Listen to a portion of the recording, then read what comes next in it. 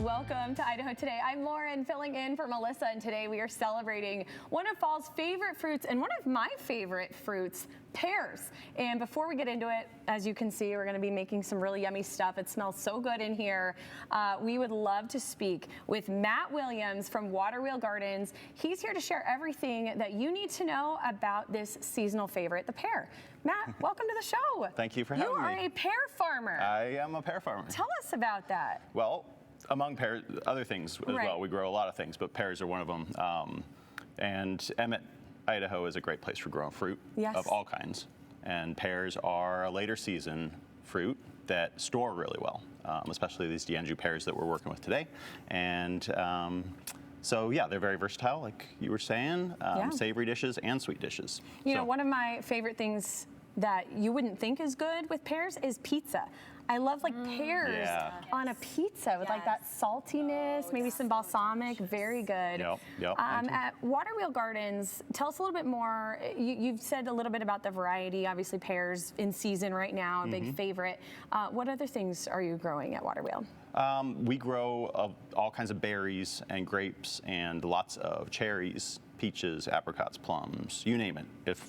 If it's a fruit that we can grow in Idaho, we try to grow it. Okay. And then we also grow some veggies, and we sell at farmers markets and sell to local restaurants and sell directly to our customers at our farm. So do a little bit of U-pick. So yeah. Man of many talents. You grow a lot of things. That's what we're learning. It's so fun. We love that. I really enjoy it. How many types of pears are there? Because I thought there was like one pear, but that's not the case. No, as with pretty much every veggie and every fruit, there are several, if not, like hundreds of varieties. Wow. There's like 150 different varieties of apples. I don't even know the number on that. Oh, wow. But I wouldn't be surprised that if pears have such a wide variety. But we grow 5 different varieties. Okay.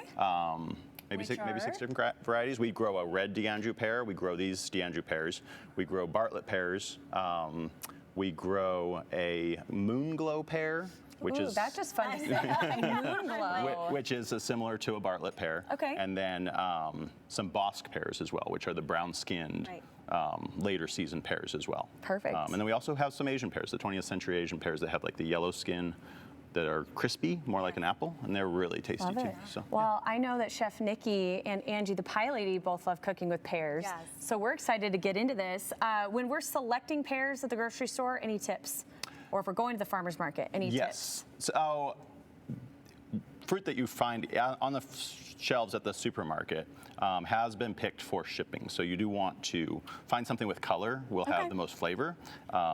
Even you can see on these green pears, they have a little bit of red coloring to them. Yes. Show it off, Nikki. That tends She'll be the Vanna. to show that they're a little on the riper side. But then when you buy them, sit them on your counter for a few days because they are firm on the shelf from the store. I hear a lot of people say, I can't get good fruit from the store.